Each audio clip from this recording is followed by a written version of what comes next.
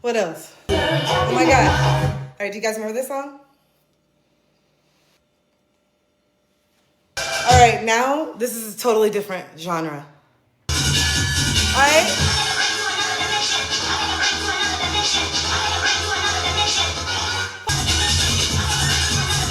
All right, hold on. This one.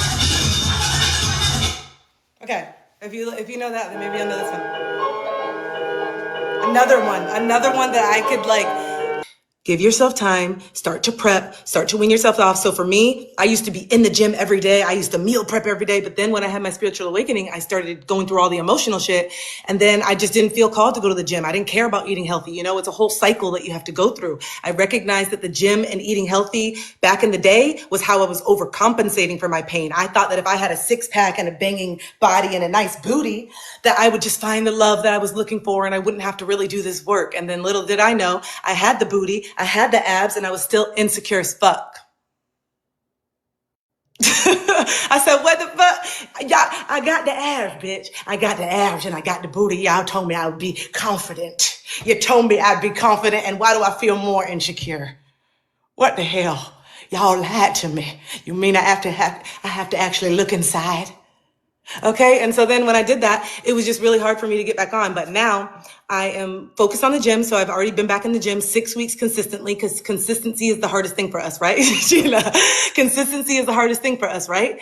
So I've just focused on first, let me just be consistent in the gym again. That I have, I just need to get over that. I need to get over that this stage fright part of me, like having live people actually look at me. I don't know why that's so like, ugh. Can I just do it like this? What I told her, I said, I'm going to be on the comedy show, or I'm going to be on the TED Talk, and I'm going to have my tripod, and I'm going to be talking to y'all on the motherfucking TED Talk. Cause I feel like I can just get in the flow with y'all. So I'm going to have okay, I'm coming, Gina, I'm coming. Thank you. Okay. I'm going to put it up there on the TED Talk stage. And I'm going to say, this is how I'm doing my shit. I'm not like all y'all. I'm doing mine on TikTok with y'all in here. So I'm doing something different. That's what I'm gonna do. Is that a cop out, or is it a cop out, or should I don't know. All right, y'all, let me go change this shirt and get over to the movies. Thankfully, it's like 5 minutes away from my house. So I don't know what that meant. I don't know, like it's 5 minutes away. So the fuck, what did that mean? What did that mean? Okay. All right, y'all. See ya. Thank you. I'm so goofy tonight. All right. Bye. I'll see you guys in the morning. You better be there, God damn it. 8:30 a.m. Eastern, bitch. I know each and every one of you. James and Jaleesa just came in here, and Poetic Justice, bitch. You better be here, God damn it. Some of y'all might not like it. Quite frankly, respectfully, who the fuck are you? And I'm not saying this personally right now, clearly, but this is what I need you to start rooting in. Who the fuck are you? And why am I giving you so much power over the very essence, like the person who I love? How intimate. You're giving people the power over who you love. That shit is intimate. That's deep as fuck if you really think about it. Society, people that you've never met have a say-so in who's in your bed. That's wild. That's wild. If you really say it like that. Some people that you haven't even met, you're more worried about what they think. You haven't even met them, but you're more worried about what they think. So much so that you got someone in your bed that you're not even fucking attracted to. Oh. And then you have the audacity to make fun of these people or try to bring these people down. But behind closed doors, you're on the apps. Trying to find them. Trying to connect. Trying to fill a void. It's wild. It is. Hi, Cass.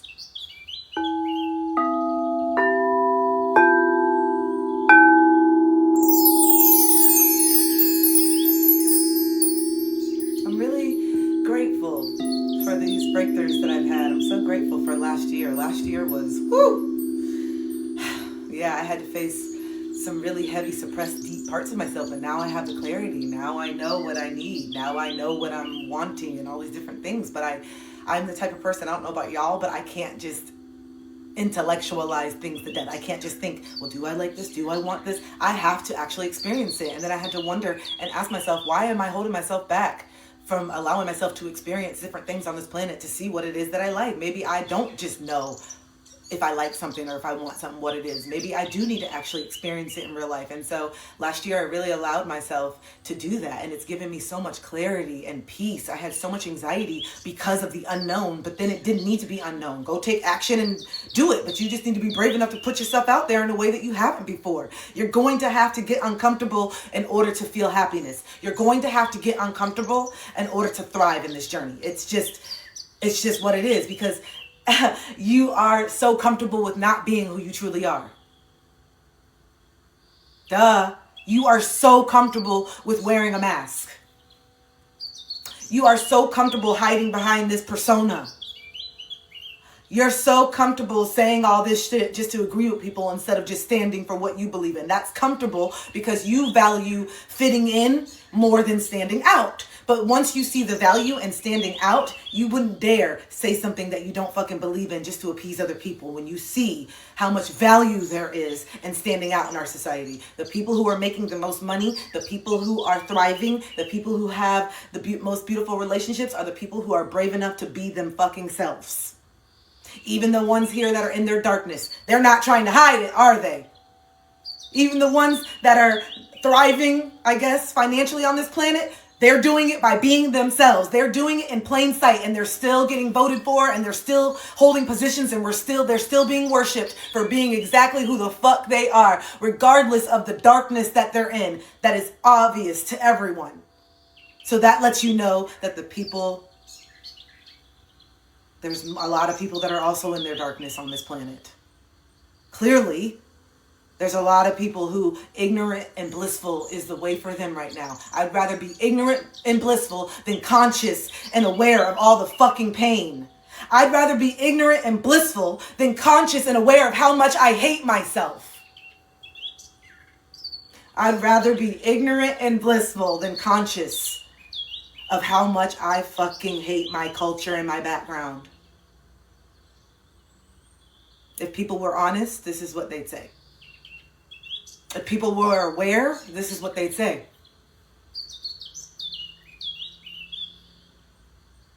It's true. Because I loved it when I was in my anti-blackness, when I was not aware of how much I didn't even like my people, when I was not aware of how much I was literally shitting on my own people, when I was not aware of how much I was licking up white folk because I thought my proximity to them made me more successful. I had to wake up to that shit. I had to get real with myself about that. You know how much shame that I had to sit in when I was like, wow, no, for real. I really was putting white people on a pedestal above my own brothers and sisters. That's true. I was. Wanted to date white men so bad because I thought if I was chosen by one of them, then that meant I made it. Then that meant I'm something. I don't know what I thought it meant. I didn't even know why. Because half the time when I would be with them, there was such a disconnect. Because now that I'm tapped in, now that I see who I really am, I'm extremely passionate. I love culture. And unfortunately, this is just through my experience. I'm not saying this is everyone, but the people that I have dated are lacking that. And it's not attractive. And so the more that I've healed, the more that I realize, oh, I'm not really attracted to what I thought I was. And I realized that I wasn't attracted to black men because of the trauma that I was going through with my dad, because of the trauma from my sexual abuser, and because of the stigma and the way that society has painted black men. Even to me, I didn't like black men either. I thought they were less than too. I thought they were all this and that too. I thought they weren't about shit too, because look at the biggest role model that I had, and look at what I had to go by, and look at what I was seeing. So even that bothered me. Why am I not attracted to, why am I not like feeling called? Why am I not feeling this? And then it's also not feeling safe, not feeling wanted, not feeling desired by black men, because I've literally said it. I don't fuck with y'all. They've said it. Or because I've always been really close friends with a lot of white girls, a lot of white girls, white women were my best friends growing up. And I'd always see the black guys, what's up with your friend? They'd always be asking for them. What's up with them? What's up? You know what I'm saying? So it was never me. It wasn't. And then your girl went to Europe and your girl started traveling. And then your girl went to London and your girl went to Germany. And they were like, so what's going on in the States? What's up? And I'm like, what you mean? Well, we don't see a ring on your finger. What's going on?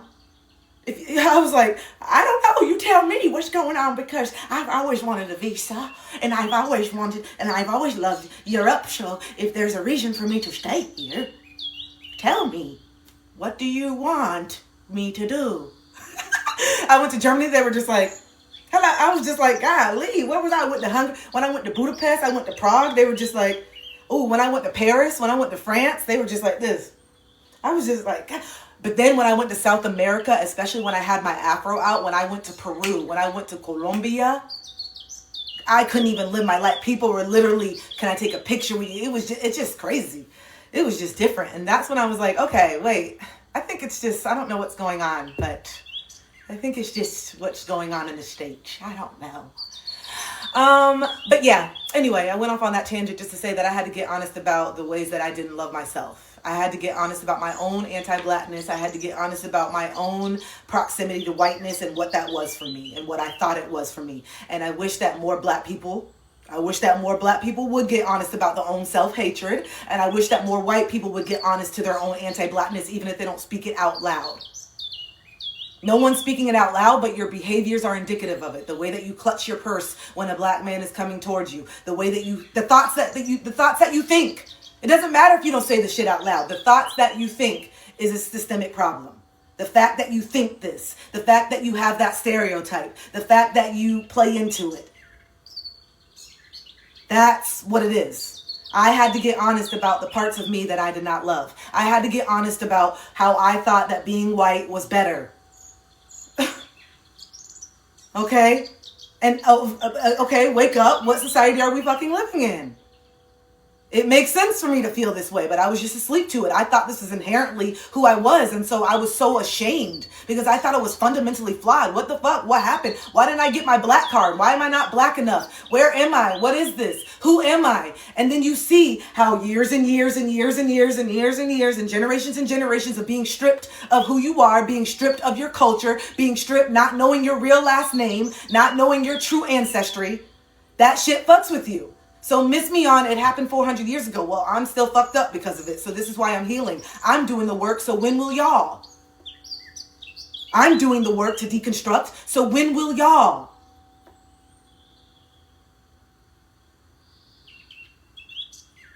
Gosh, could you imagine if every person, especially particularly white people in America, if they finally had to go do some plant medicine like I did, and they were forced to look at it from our perspective. They were forced to watch the lynching. They were forced to watch the whip. They were forced to watch it. Watch it. Don't blink, bitch. Watch it.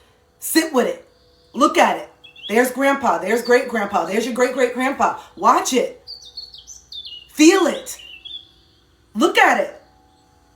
Own it. Yeah, you're not the one doing it, but the way that you think, heavily rooted. The way that you move, heavily rooted. Your behaviors, heavily rooted. The way that you don't have empathy, heavily rooted. It has been a conditioning in white America to disconnect their empathy. It has been a societal conditioning, particularly in white America, to disconnect from their empathy. Because if you have a conscience and you have empathy, there's no way that you cannot give a fuck. There's no way that you can just put on this mask and say, oh, it wasn't me. There's no way. It is a survival tactic not to feel. It is a survival tactic not to really see it.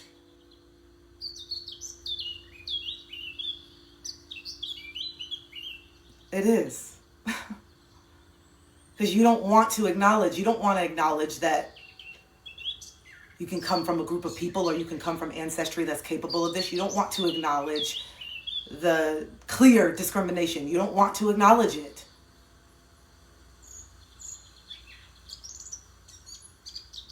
And it's always been rooted in fear. Fear of power being taken. Fear of everyone being equal. What's wrong with that?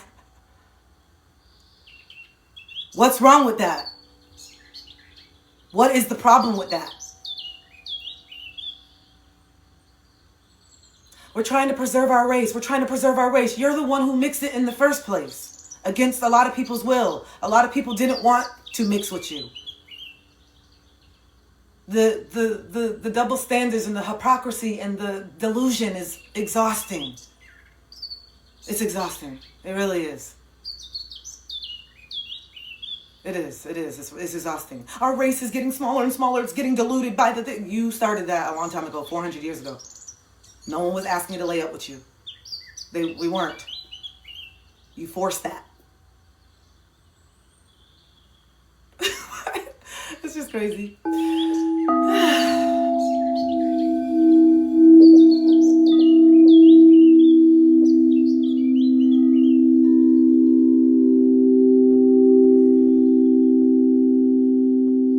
Take a deep breath in. We need a deep breath. Deep breath in through your nose.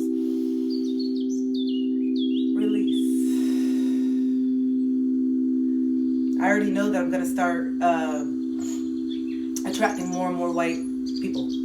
I already know because of my content and how it's changing, and because we need to start hearing it, and it's going to come from a place of love. Listen, I had to deconstruct my own anti-blackness, so I know that as a black woman, if I have self-hatred, I definitely know that you have hatred against me.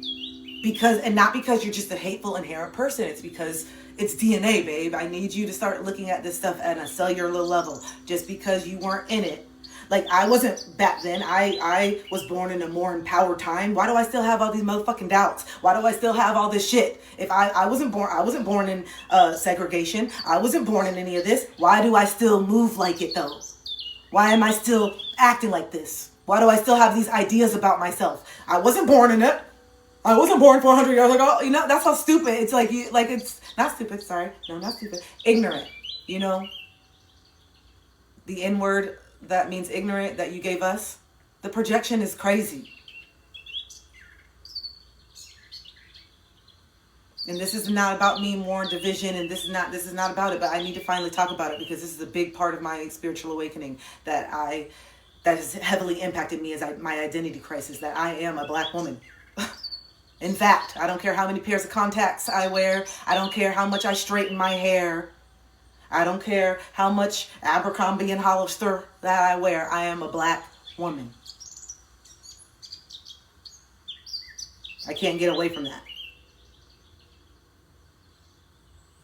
So I was just curious as to why I hated myself in the first place. Honestly, I got to the point in 2021 when I had my awakening. I said, why the fuck do I hate myself in the first place? So I need us to start deconstructing. Hi Northern. I need us to start asking these questions to ourselves and stop with the shame. I need more white people, Spanish people, black people to say, I did not love myself. I still don't love myself. I used to wish I was wanting to be white. I have this blonde hair because I think that it's more desirable. I wear these contacts because I am conditioned to think that this European look is superior. It goes back to the Holocaust. It goes back to all of it. I need y'all to open up the books. Okay? History is repeating itself. They are capitalizing on your self-hatred. They are capitalizing on your lack of belief that you can create the life that you desire, so you will always be working for them. You will always be a product of them. You will always be in control of them. You will never really truly be free because they will always dictate how much vacation time you have, how much money you'll be able to do. You think it's a coincidence that they're giving you just enough money to get by? You think it's a coincidence that you're deciding between gas and groceries and they're deciding between which island they want to buy this month so that they can go, do whatever they do on those islands? You think that's a coincidence? They have enough money to pay you a livable wage, but they would have to take a little bit less, and they're not willing to do that. your livelihood and putting food on the table and having you be able to travel and see the world and buy some things, that's not what they're fucking concerned about. They're concerned with keeping you in the cog, keeping you in the machine, keeping you on the hamster wheel so they can keep producing. Because they know that once you fall out, after they've overworked you, after you haven't got enough sunshine over your life, after you've eaten these unhealthy ass foods because you don't give a fuck about cooking healthy because you're so stressed out, after you've missed out on your family, after you've sat for the majority of your life so your joints and your muscles are all fucked up, then they know, let's walk them over to the next business. So now they retire from the bank and we got all the energy out of them for 30, 40, 50 years. Now we'll transfer them over to the medical system. Now we'll transfer them over to the nursing system. Now here's the place where you go to die because you got to pay to do that too. Oh, you didn't know that? Dying is a business too. You better have some money, bitch. You better have some money before you die in this motherfucker or people are going to be in debt. Damn. Bitch can't even die. You are the product.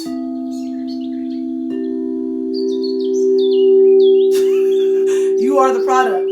I need you to know how much power you have. So if we all collectively said, yo, we're not buying this product no more. Yo, we're not shopping at nothing no more. We're all gonna just link up together. They would be like, oh hell no. Then it would be illegal to plant a motherfucking tree. Then it would be illegal to plant a crop. As you can see, if you live in Florida, let me ask you, my Floridians, go ahead and put an orange heart in the chat. My Floridians, put an orange heart in the chat because I'm gonna ask you a question.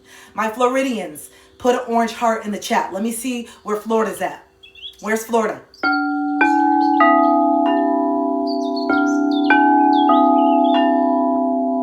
Where's Florida at? Where's Florida at? Where's Florida at? Where's Florida at? Damn, no one in Florida on the top. Where's Florida at? No one. I ain't got no Florida people. Damn, it be your own people that not even on your chat, bitch. It be your own. Oh, okay. There's some. Okay, I see it. Okay. Hey. Oh, okay. Oh, we're about to go off. Damn. Ain't nobody in Florida watching. Okay, so my Floridians, now that we got that out of the way, when's the last time that you seen an orange tree that you could just pick from? Do you guys remember when you were younger, living in Florida, you could walk and just see orange trees everywhere? I would just literally have plastic bags in my backpack and I would bring oranges everywhere you walk. Oh, orange. Okay? Oranges, so good. They tasted good as fuck. Let me know, Floridians, where the fuck is an orange tree? Tell me where the orange tree is. Tell me the last time that you seen just the orange tree on the side of the road that people could just pick from. No, there isn't none because you have to go to Whole Foods and pay $7 for fucking 5 of them. You see what I'm saying? You see what I'm saying? They don't, do you see what the fuck I'm saying? They don't want you. They want you to depend on them. I can't even get a fucking orange. In Florida? Take the shit off the license plate, bitch. Take that shit off the license plate and put a goddamn gun. Okay? That's what the Florida license plate should be. It should be that, a bullet, bitch. Not an orange, because we ain't got none.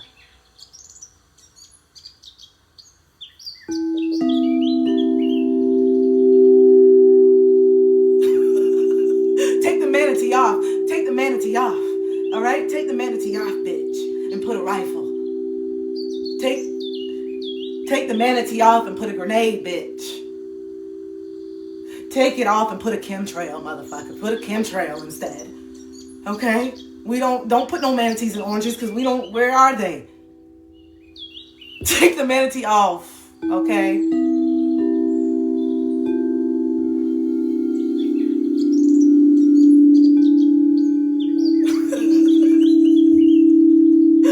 Oh my gosh, you guys, this is what I'm talking about. You see, this is where my brain goes. This is how you see this, like comedy is very creative, I see. Comedy is very creative and I absolutely love it. And so I'm going to have to find a way to get over the stage fright.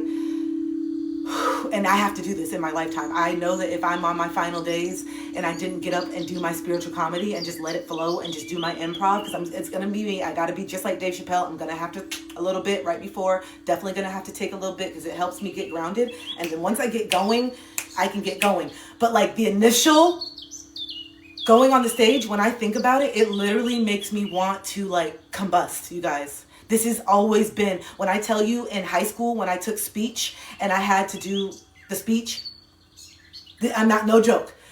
No joke. When my friends asked me to marry them in 2020, like, oh my God, will you ordain us? I'm like, oh my God, I can't stand y'all, because you know that I love you and you know I want to do it, but why? Like this, you guys, I had my phone and I was like this. And it pisses me off, because it's like, okay, if it's my mission to be a motherfucking public speaker, and why do you got to give me this debilitating shit to overcome? Damn. Why do come on. I know that I'm supposed to be a public speaker. I know I'm supposed to be on stages, whether it's being a DJ. I know that I'm supposed to be on big ass fucking stages. I know it. I'm supposed to be leading stuff. I am passionate. This energy right here, the reason why it's so big is because it's meant for thousands of people.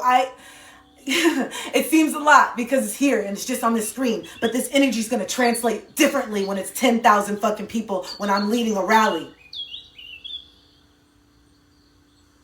I know it's my destiny. Millions. Thanks, James. And so this energy is going to translate. I can't be up there. I got people. I need people to feel this. I need people to believe. I need people to rock with me and know like, yo, we have the power. I know you can feel the shit from me. And I was just like you, disempowered, disengaged, asleep. Didn't feel like I was worthy or deserving of shit. Felt so unworthy. Felt so ugly in all ways. But knew all of a sudden I had this light, but I always had friends and I always had people that want to be around me. Why? What is it? I always had people that were like, always wanted to be around me. Why? Why? Why? Then that's what I found out these last 3 years. Why? Why? Because I've always been that girl. Because I've always been a safe space. Because I've always uplifted people around me. Because I've always made people feel better about themselves, even at my expense. God, I'm getting emotional. It's so beautiful to finally see yourself the way that other people have seen you, even the people who haven't wanted you to know how bright you actually were. The people that wanted to use your light for themselves, but never wanted you to benefit. There's people that literally want to benefit from your light, but don't want you to benefit from it. What kind of shit is that?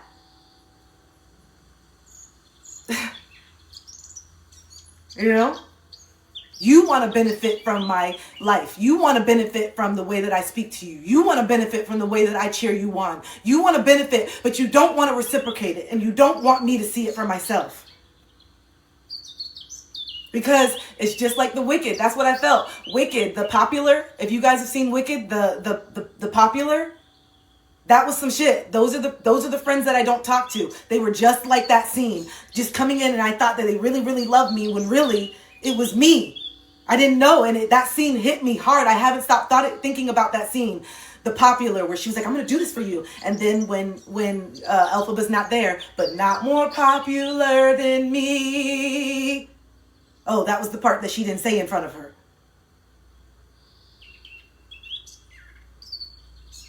That was the part that she, oh yeah, I want you because I see that there's my proximity to you. And that's what's so freaking crazy. I thought that my proximity to those people were making me something. And they thought their proximity to me was making them something. You know? Shit is wild. Shit is wild. You don't even know how much you are the sauce. You don't even know how much you are the confidence. I was always in that group of friends, you know, my friends in middle school and high school, my friends, the token white, the token black version of me friends, the token black version friends. I was always, Kristen, go out and dance, get the party started at all the weddings and all the baby showers. Kristen, come on, go, it's so boring. Kristen, start dancing. Always, I was always the fucking confidence. I was always everybody's everything. Come on, I'm too shy. And I always loved it. I don't care. I love it. I know I'm the party starter. I walked into it, but where are y'all when I need you? But where are y'all when I need you? And where are y'all when I'm really expressing some real shit when it comes to being black? Because that's exactly where y'all all abandoned me. When I started getting real about my pain, you were nowhere to be found because you know subconsciously you contributed to it. Because you had the thoughts, but you didn't say it out loud. And even when you did say it out loud, I laughed. When you did say it out loud, I laughed. When you did make the black jokes, I laughed with you. I made you feel like it was okay. So that's where I hold myself accountable.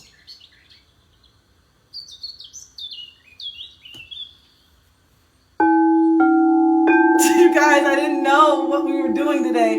I did not know. When I tell you, when I wake up and I do my morning routines and all this stuff, sometimes the downloads and what Spirit wants me to talk about is very clear. And then sometimes I literally turn on the live and I'm like, okay, whatever you need me to do, whatever, send me the people and send me the downloads. I'm just going to be the messenger and the vessel today. I don't know what the hell we're talking about. Tell me what stories, tell me what I need. And it's just so healing for me in the process, because not only am I talking to you and really relating to you on a soul level, I know I am, I'm also verbally processing and healing my own shit. I'm just saying it out loud. Do you know how much power there is in just saying this shit out loud and just owning it and just being like, yeah, this was me. There's nothing y'all can say about me that I won't say about myself. And that's where my power lies. There's nothing y'all can say about me that I won't say about myself, because I don't give a damn about what someone thinks about who I was in the past. I know who I am right now, and I'm brave enough to speak on it. And a lot of people who are judging me, stay quiet. That's why a lot of the friends and a lot of those people are not going to say shit, because they know what I know. They know what I know about them, so they will never say nothing, because they know if they tried to show up and show out, I got receipts, 20 years worth. So that's why they just disconnect and fade into the wind, because they never had the depth. They never had the depth to really go and rock with you. They never had the depth within themselves. They never had it. And so now that you start to use some of your light for yourself, and now that you start to be confident, and now that you start to display a different person, that is a direct impact and a direct trigger and a direct threat to them. Because now you're outshining me. And who the fuck do you think you are? And yes, all this time I thought you were this and that, and I used to hype you up, and yeah, you're my best friend and you've been here and that. But now that you're outshining me, I don't really like you that much anymore. Now that you're doing better than me, I don't really like you, because I really liked you when you were just a little bit below. I liked you the most when you were just there. I liked you the most when you were insecure as fuck. I liked you the most when you always hyped me up but didn't see your own beauty. You always talked about my blue eyes and my blonde hair, not recognizing that your curls were just as beautiful. I always told you that I liked your hair better straight, because I knew that you were insecure about it. Be like me, because I am the staple. Be like me, because I am the standard. This is the indoctrination that a lot of white people don't even recognize that they have within themselves. Let me try to fix you, because anyone that's not like me has to be sad. I am the standard. Where did I get that from? I don't know. Maybe you're indoctrinated too, babe. This is what we've been trying to tell you for years and years. But you're so busy running from the truth, trying to prove why we need to get over something, instead of looking in the mirror and recognizing that you need to get in this shit. Get in it, because we've been in it for a long time. And by it, I mean the healing game. Get in it. Face it. You're not going to be comfortable this whole life. I know that is what you were conditioned to feel. Comfort. You're conditioned to feel comfort. And anything that's not that, you're shaking in your boots. But the reason why we're so resilient is because we've been uncomfortable for a very fucking long time. And we've had to find ways to find joy in the discomfort. We had to find ways to still smile during the bullshit. This is why faith and spirituality is so big to Black people, Africans. Because what else do you have in these fucking times? What else is going to give me hope in these motherfucking times when I can see no light? When you know what the fate is. How do I still find some joy? How do I still find some type of solace on this earth? Faith, spirituality, finding joy within our culture, hair, dressing up, creativity, music, community, food, all the staples of our community are the joys that we've had to pull, the pain, the feelings, all of it.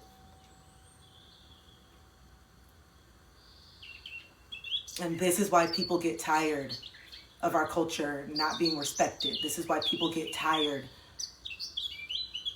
of now seeing white people selling bonnets when they used to call us ghetto for wearing ours. This is why people get tired. Oh, now you're selling a bonnet. When you literally used to point fingers and say, look at these ghetto ass fucking black people wearing bonnets out. And now, oh my God, you guys, this is so good for your hair. It keeps your hair so moisturized. No fucking shit. That's why we used to wear it. And you used to make fun of people. And now you're selling it. And you wonder why people get pissed off. You're 10 steps behind always. And then you want to repackage it and act like it's something new so that you can market off of it. It's exhausting sometimes. That's all. It's exhausting. You know, that's all. We just get tired of it.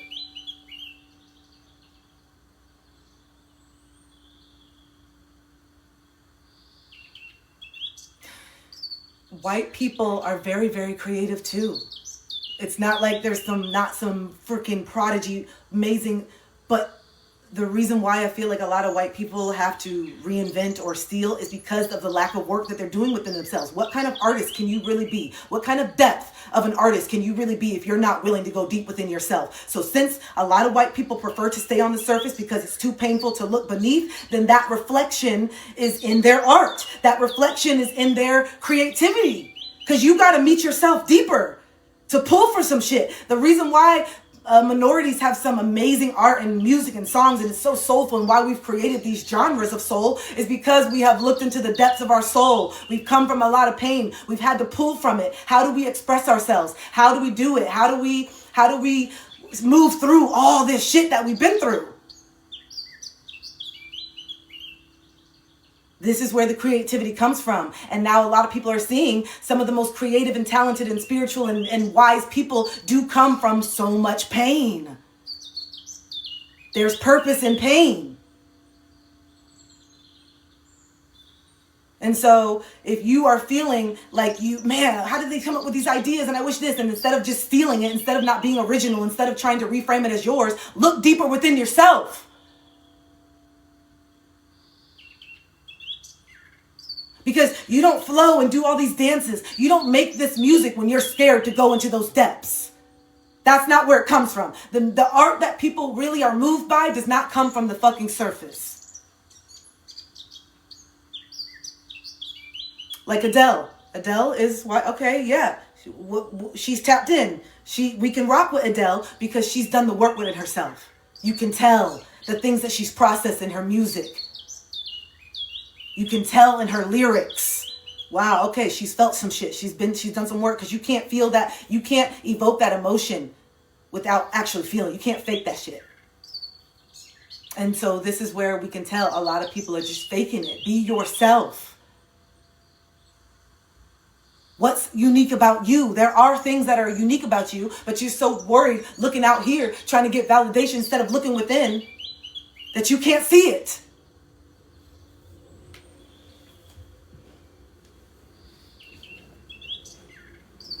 And you also see that having a very cushy, privileged life lacks character sometimes.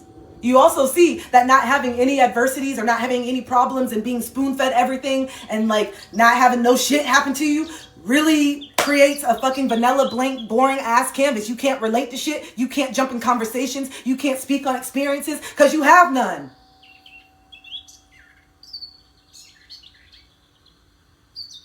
That's not your fault though. You know, that's another thing. That's why you see people trying to pretend that they got a struggle. This is why you see some of the Nepo babies acting out and doing some of the stuff. And you're just like, bro, this is not even where you come from, what you're doing. Because they're just like, I need something. I'm bored. I don't know. Who am I? Who am I? You know what I'm saying? Convenience is killing us for sure. Who am I? What do I pull from? Like, I love this. I want to be an artist. I want to do this. But what do I write about? What do I sing about? How do I connect with people? How many people will be able to relate from, I was born with no problems, had all the money in the world, I'm rich as fuck, don't have no problems, never been without a meal. That's your experience. I mean, I can't. That's awesome. I don't think anybody should be without a meal. I think that's awesome. But I can't, I don't know. I just can't connect with it. You see what I'm saying? I like that. What? I was, what? It's just a song, okay? That was what she was.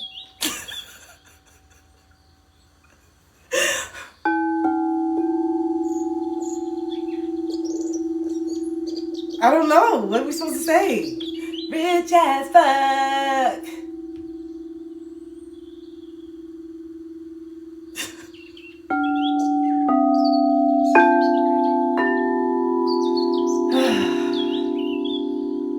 They so bored to be making up drama for no reason, just to be getting into something, because they just don't even know what to do. I be seeing some of them on TikTok going back and forth. You know, I definitely will not lie to y'all. I definitely go down them rabbit holes. It is my guilty pleasure. All of a sudden I land on something and they're like, and another thing, bitch, I don't understand why this. And I'm like, ooh, and then I just say, oh yes, a new one. I've never seen this one. Let me go in. Ooh, the newest one I'm doing is the Say It CC. Well, I'm kind of transitioning out because it's just getting too much now, but the Say It CC and the Josiah, ooh, and then the Alabama and the Camille. Ooh, I don't want to fuck with Camille in that bop house. She'll bop your ass with them comebacks, bitch. So those are the two that I was in there. I was in it, and then I was like, ooh, Alabama, please, girl. That's who I was channeling when I was doing that song, by the way. I was. Didn't it sound like a Travis Barker song? I was channeling Alabama when I was doing that. That's who was in my mind when I was singing that song, dead ass. I'm not playing. That was for her. Maybe I'll reach out to her and be like, girl, let me write for you. I channeled a song for you, girl. I think that you should be authentic now. Instead of trying to be this and that and all these other things that you're trying to do, I think that you should just sing about the truth, bitch, and you'll get a lot more respect. Okay? I don't know what I'm doing. The more I talk, the more it gets worse. But I'm bored as fuck. This money is a curse. I wish I had struggles. I wish I had struggles ever. I don't know. I don't know. But they do, though. They do. They do have their own struggles. Talk about it. Talk about the truth. And you guys think I'm making fun? I'm not. I'm being dead ass. I wish I had struggles. That is what they should talk about. Yes, it's great. You guys think that it's so great. If I was her, this is what I feel like she should say. Y'all think that it's so great having all this money and having all this stuff, but I did not ask for this shit. I don't know who I am. I don't know this and that. You have millions of people looking at you 24/7. This is not fun. This is not anything. I'm playing a role. I'm playing a character. I'm literally drafted in the Illuminati. I didn't even ask to be in this bitch, and now I'm in it, and I didn't even want to be in here. You see what I'm saying? I didn't even want to be in it. Now I'm just drafted in.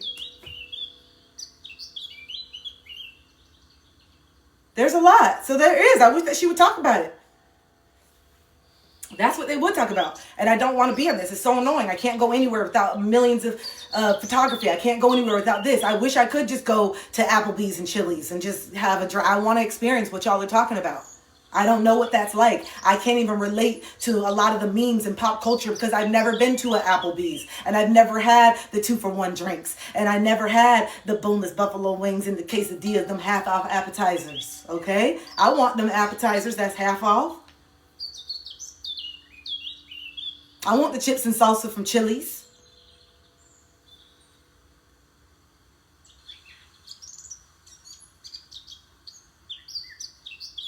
You know? Yeah. Oh, you guys, today is fun. Today is fun, you guys. Today is fun. Today is fun, you guys. Should we pull a card? Should we pull some cards? Should we pull a card? Is that my suitcase? That's another thing that's in my head. That's not my suitcase. That's another thing that's living rent free. Gosh. I need to get off of here. It's not my suitcase. Suitcase. Do you know what I'm talking about? Who knows what I'm talking about? Some of y'all might be not knowing what I'm talking about and be like, y'all are crazy. You're crazy. I don't know what you're talking about. But there's just a lot of memes. There's just a lot of things. Internet brain is bad. What else? Who else? Oh my God, I finally for the first time saw the original video of the, oh God, wait a minute, wait a minute, wait a minute, wait a minute, wait a minute.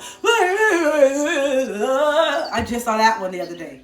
How long is it going to be? I came in, I want chips and salsa from Chili's, and I sang, I love that. Hi, Kristen, and I love that we spelled the same name. Yeah, these memes be living rent-free, okay? Ugh.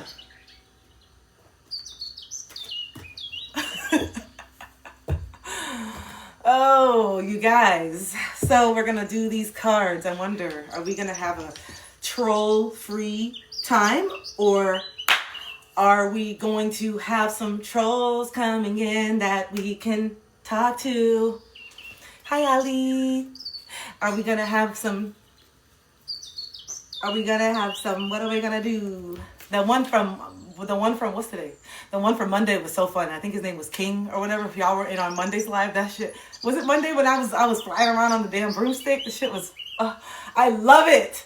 Give me an opportunity to be, you guys, I was telling my friend the last night, it is so therapeutic for me to be super, super goofy on here. So just know the more that I unmask and the more that I step towards this comedy, the more that you guys are going to get even more. I know that you guys have already seen a lot of goofiness from me, but there's more. Okay? There's a lot more. And the more that I'm on here and I just dance and just do whatever I want to do is so fucking liberating. Like, I can't even explain like how liberating and therapeutic it is for me to be goofy as fuck on here. I love it. Like, I love it. It's so healing for me. It's so healing to not hide any parts of who I am. My inner child won't even do it now. I'm already past the point where I can't even mask anymore. Like, I literally could not even mask anymore if I wanted to with certain things. Like, I don't even think I could. Like, I would just end up blurting it out. Like, I would try not to say something, and she'd be like, nah, bitch, this is not how we are. Say it. She, like, literally rules me now. My inner child be rough. She's rough. My inner child's rough. God, calm down. Damn. I'll do it in a second. Call him right now, bitch. We don't wait for anything. Can I have a second? She's so worried. I'm like, I got you. Damn. I'm not going to. I just want to make sure. My inner child does not play. Set the boundary, bitch. Okay. All right.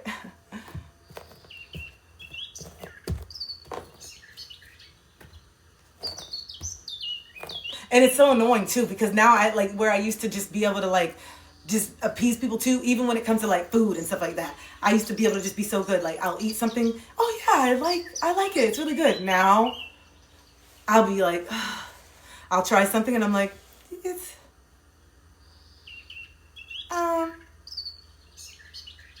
yeah, it's just not for my palate.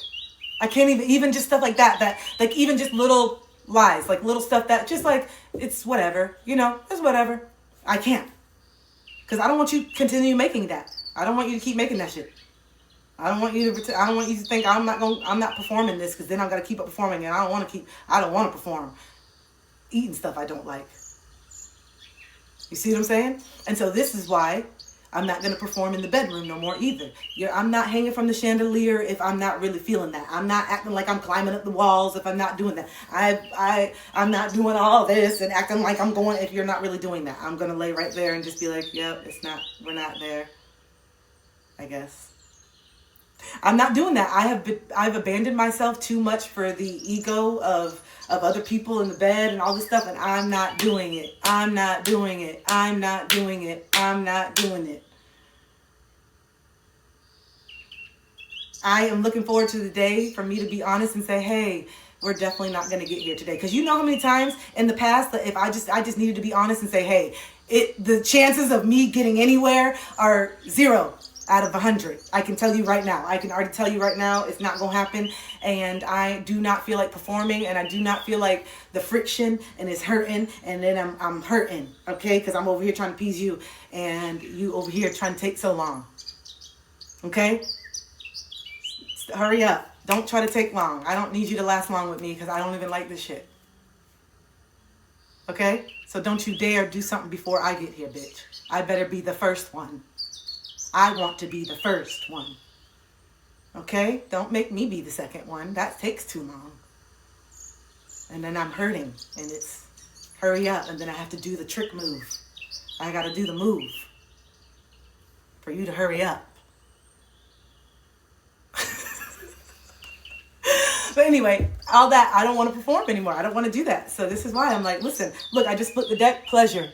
I just split the deck, pleasure. I deserve pleasure.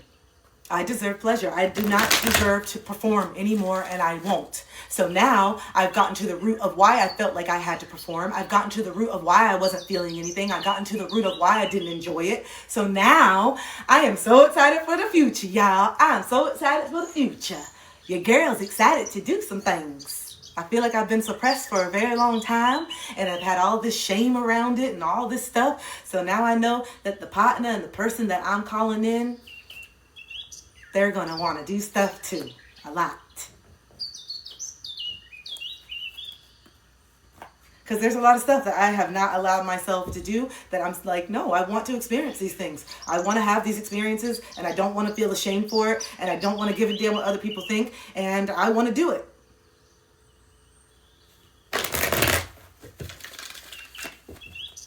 Let me just pull a few cards for you guys, and then we'll go into the personals. Let me just pull a few collectively, and then we'll go into the personals. I know a few of you guys have came in and asked me. Not the face. Let me be. Yeah. You are worthy. Thank you, Ginger. I believe that. So do it, Queen. Yes, Allie. Hi, Barb. All right, let's pull a few. Let's see if I'm really let's see if I'm really tapped in. Let's see if I'm really tapped into whoever's in this chat. The 81 of you that's in here. The 81 of you that's in here. Hey, the 81. Oh, okay. Wait. First of all, this one. First of all, you guys, this is your biggest comeback season. I don't know what this card is. Let's see if it makes sense, though. This is your biggest comeback season, okay? You are being guided to focus on yourself. Even if you're in a relationship, even if you are being guided to focus on yourself, okay? You're being guided to focus on yourself and get yourself into the highest vibration, and that goes for feeling physically good. I am on week 6 of doing my program, which those of you guys that are going into my Emerge, you're going to have access to this program because it's all about mind, body, and spirit. So not only are you going to get, it's an emotional program, but you're also going to get physical food. But you guys, the muscles are coming back, the abs are coming back. I'm feeling good, and I can tell my energy is increasing, like back again, because I'm saying, no, I'm doing this for me. I'm not doing it for anyone else but me, because I deserve to feel good. And I know that the most confident version of me is when I'm taking care of my body. The most confident version of me is when I have my muscles. The most confident version of me is when I feel snatched, and not because that's what they want. No, that's how I feel. I feel good when I can run and jump and have energy, and it's coming back because the gym gives you energy.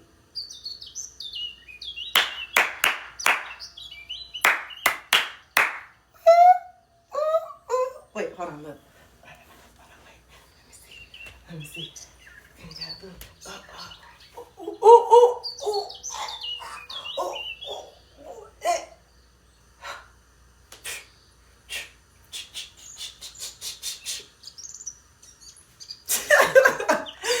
I've been lifting heavy on the booty. So yeah, as you can see, what outfit am I wearing right now?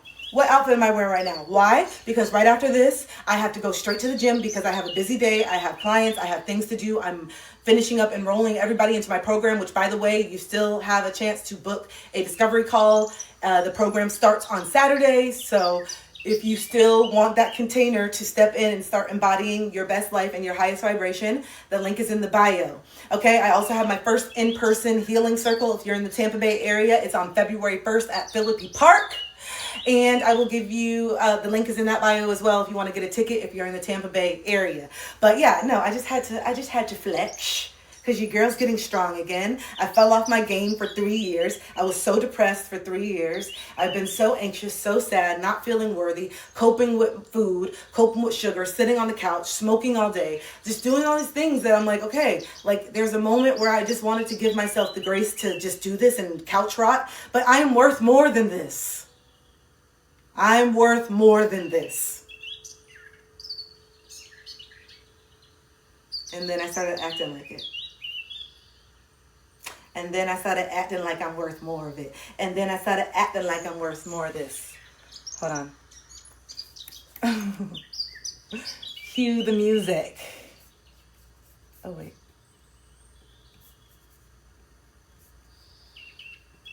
Wild. Okay. Anyway, let's see what the card was. Grace. Grace. Grace. Give yourself grace as you transition to the more authentic version of yourself, knowing that you have been conditioned to be the persona. You've been conditioned to think that this version of you, the mask, is more lovable, when really all of you. Speak your heart, don't bite your tongue. Did you just hear that? Aaliyah said, speak your heart, don't bite your tongue. Have grace, but I need you to step in, you guys. And so have grace for this version of you that you are becoming, okay? Because it's going to be uncomfortable for you to fall out of line, essentially. It's going to be uncomfortable for you to rebel, essentially. What you're going through right now is a rebellion. You're rebelling against everything that society has told you. You're rebelling against everything that your parents have told you. You're rebelling against everything that you thought that you knew, and you are dismantling it, and it is crumbling so that you can rebuild it from a place of truth. Your truth, not the truth of everyone else on this planet, because there is no ultimate truth. There's 8 billion truths because there is 8 billion realities on this planet. No two people are living the same reality because no two people are having the same experience on this planet. So there is no ultimate truth. So for you to listen to someone, for you to even listen to me, would be a disservice to you. What I'm doing is not telling you to think like I do. I'm empowering you to think for your damn self. Even if it contradicts everything that I teach, go teach what you believe in. Even if it contradicts what I'm saying, go teach what you believe in. Because this is your reality, and you shouldn't spend it trying to be like somebody else. You shouldn't spend it trying to pretend to be somebody that you're not.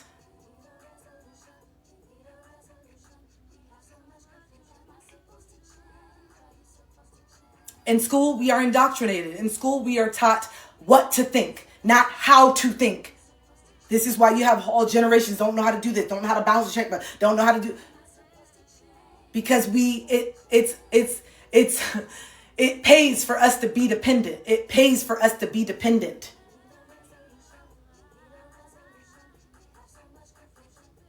We create jobs out of the convenience of not wanting to do things ourselves. Even the coping, even the drugs, even the cigarettes, even the alcohol, that is convenience. It's a convenience. It relieves whatever it is in the moment for a little bit instead of me doing the hard work and sitting with it. Everything's a convenience. Let me just get this hit so I can just forget about it real quick. I just want to have a good time tonight. Let me just drink. Okay, I just want to have a good time tonight. I just want to let loose. You can do that anytime you want if you would just sit with what's keeping you so uptight. Why are you so fucking tense all the time? You don't want to just talk about it? What's up? No, because if I talk about it, then it makes it real, and then I have to actually do something about it, and I don't want to.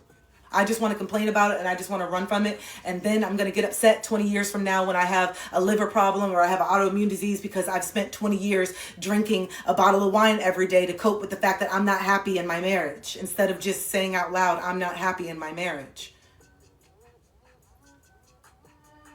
The trade-off is wild. The trade-off is,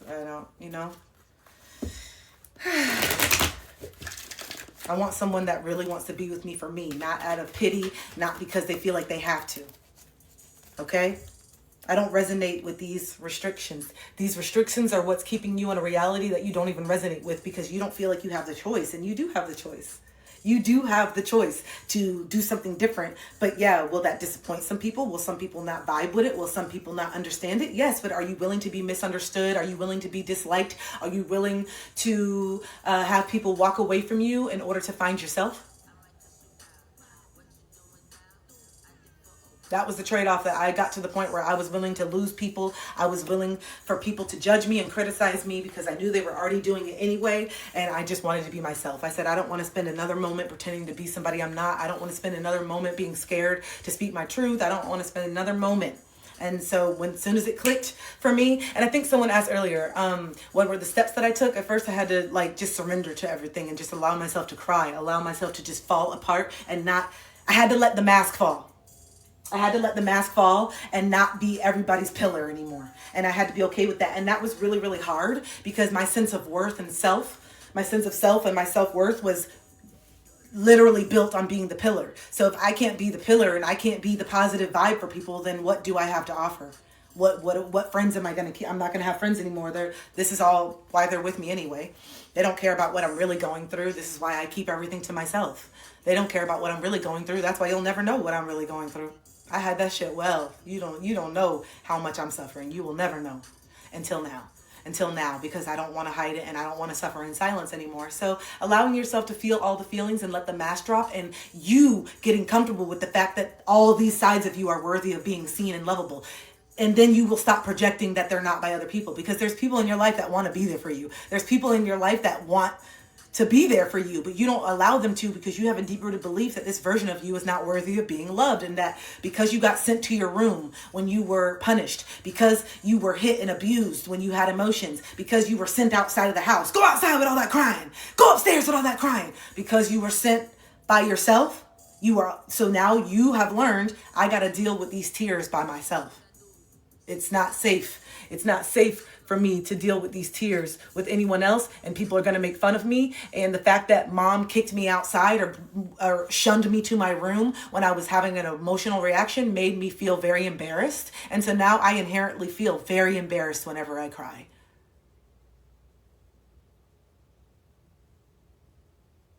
Because mom made me feel like crying is something I should be ashamed of.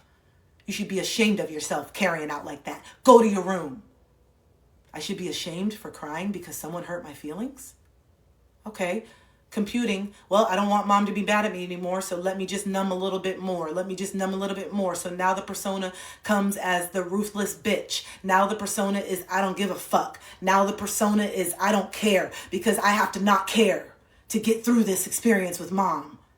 Because when I care, I get sent to my room, and I don't want to go to my room anymore. I want to still stay with my family. So in order to stay with my family and be a part of a community, I got to harden up, toughen up.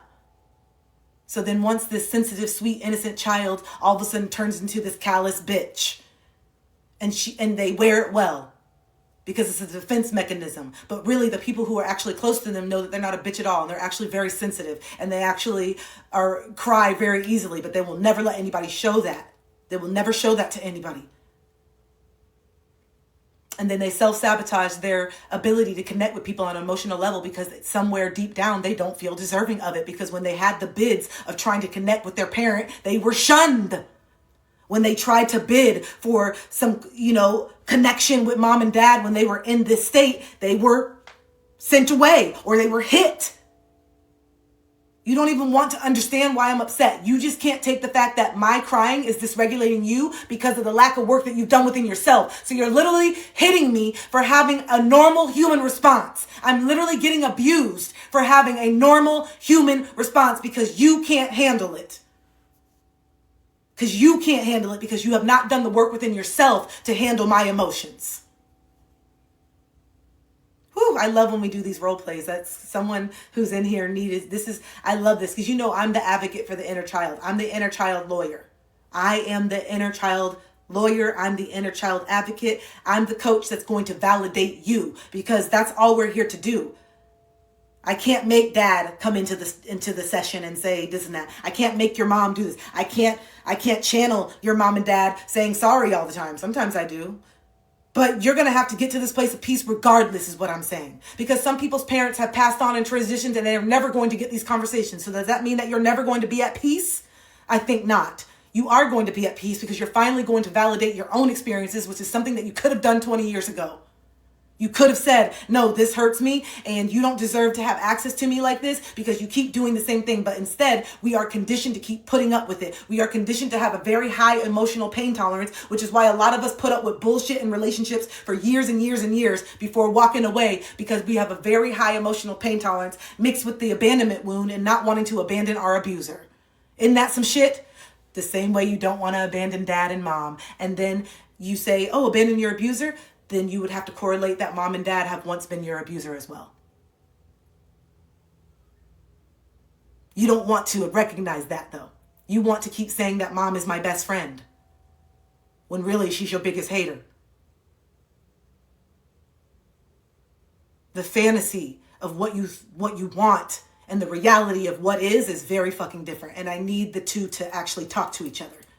I need you to know that this fantasy is something that you can create in the future. You can create right now, but the projection of what you want your parents to be and who they really are is very different. And I need you to see the two. You are projecting the potential of them as well. Yes, we love them. Yes, we love them. Yes, we see the beauty in our parents. They're not all bad. They've raised us. We love them. But you have to acknowledge the ways that they are contributing to your suffering, and you have to start moving accordingly. You cannot continue to show up as the 5-year-old. Why are you doing this to me? Mommy, daddy, why are you? No, it's not mommy, daddy. Why are you doing? No, this is who they are. So how are you showing up to protect yourself? The victim mindset is poisoning you. It's keeping you stuck, and it's perpetuating a pattern that your parents are in. You're following in the same pattern as them because you refuse to hold yourself accountable to how you are allowing people to access your energy. Man, who am I speaking to today? Who needed to hear it just like this? Whose grandmother is in the chat? Someone's wise spiritual grandmother is literally coming through saying, nah, you need to hear it like this because I love you and you know I love you. And the reason why I'm saying it like this is because I'm trying to get through you that you are the problem in this situation because you refuse to step in and be that mom and dad that you needed growing up. You refuse to step in and protect that inner child because you are still looking outside of yourself for someone to do it for you. And that's not what's going to happen. It is your responsibility to protect your heart. It is your responsibility to use your intuition. It is your responsibility to do things that don't feel good, even though you know that they're good for you. That is on you. It is not for the person that you are trying to change for the last 10 years to finally wake up and realize that they need to change. That is not their job. Their job is for you to articulate it. Your job is for you to set boundaries. Your job is for you to be honest. Your job is for you to have grace and patience. But your job is also to recognize when someone is actually wanting to do this work versus you wanting it for them. And a lot of us have confused the two. Because when you wake up in the relationship because you get so hurt, you think, come on, we need to wake up. This is what we have to do to save this relationship. When this person, you're just another lesson for them. They still have more. Maybe they were your last lesson, but you're not theirs. And that's what a lot of people can't accept. Maybe this person was your last lesson, but you're not theirs.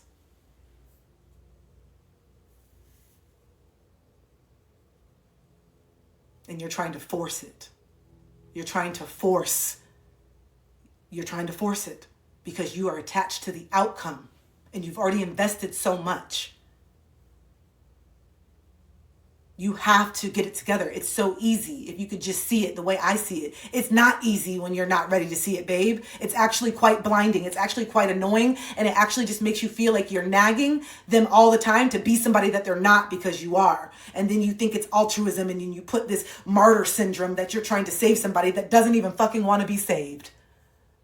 You're over here wearing this cap like you're doing something and doing God's work, when really you're trying to do God's work. God's already got the plan for this person. Your job is to exit stage left. That's what God's like, hey, I got them. Can you actually listen to the downloads that I'm giving you and get the fuck out this relationship? Because I got plans for them, but I need you to stop trying to do my job and listen to what I'm telling you to do, which is get the fuck out. Thank you. I got something for this person. You're over here I got something. Don't worry about it.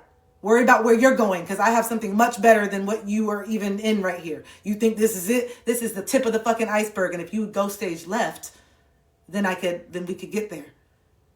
But you don't got the space for what I'm trying to give you because you're so set on making this be it when it's clearly not. You're so dead set on forcing this shit here when it's clearly not. The writing's been on the wall from the very beginning. You just didn't want to read it. All right. I know someone put in, whew, gosh, it's getting, all right.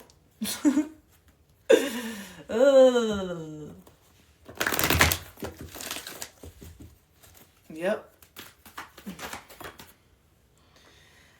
Whew, you guys, these downloads are no fucking joke today. I didn't know that we were going to be talking like this. I didn't know it was going to be like that. I didn't know who I'm talking to. But I know some of y'all said me. But go ahead and put a heart if this really resonated. Go ahead and put a heart if this feels like a personal reading for you. I'm really trying to gauge my own what I'm doing here. I'm like, Lil, am I just, as I know, sometimes my lives can be very repetitive. And that's why I know some people come in and then they cycle out, because wherever I'm at, whoever I'm reading for, y'all got to do the work. You can't just keep coming back if you actually haven't implemented none of this shit. If you actually haven't made any changes, I'm going to keep being consistent in the message until you start doing something different. Because what next? I'm waiting on you to step in so we can get to the next instructions. But you're so set on the lack and whatever this is, when there's so much abundance over here, but you're so steady looking back. You're so steady looking back at what you think you lost. Painting. That's what I think it is. I think I'm just an entertainer. That's it. All right. Okay. Stay focused. Who sent the payment first? I know. Hold on. I need to get a better way of doing this shit. Hold on. Let me see. Hey. Oh. Still got the music. Look, Barbara, is that Barbara? Still got the music in you? What you mean, girl? What you mean? What you mean, girl? What you mean? Excuse me? Okay, this is what? What you mean I still got the music in me? What you talking about?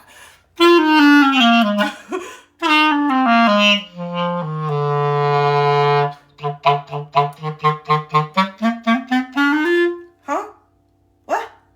Huh?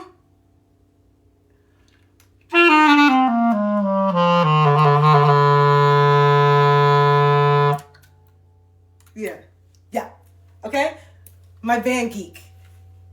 Look, and I don't care. This thing was in the cabinet for years and years and years. I'm a Van Geek. I'm over it. I need to do this now, do that now.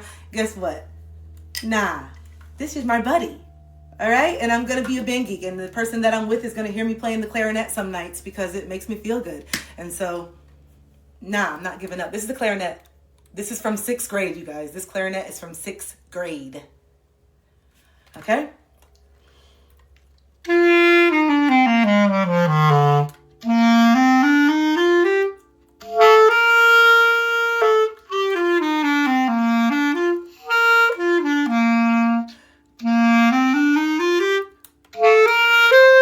Wait.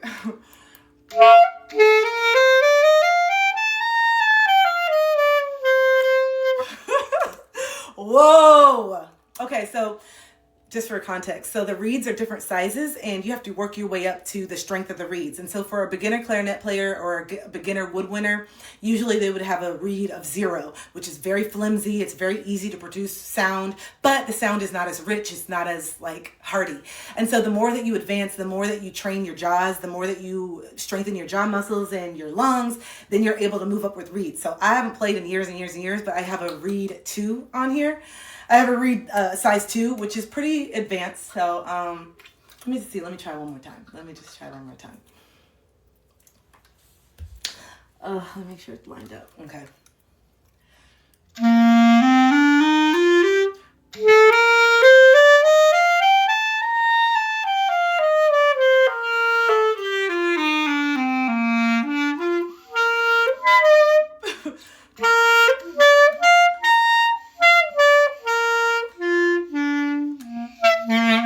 I believe that's a C scale and 2 octaves. Yeah. Yeah, I need to soak it. Yeah, I haven't done it. I got to get back in it.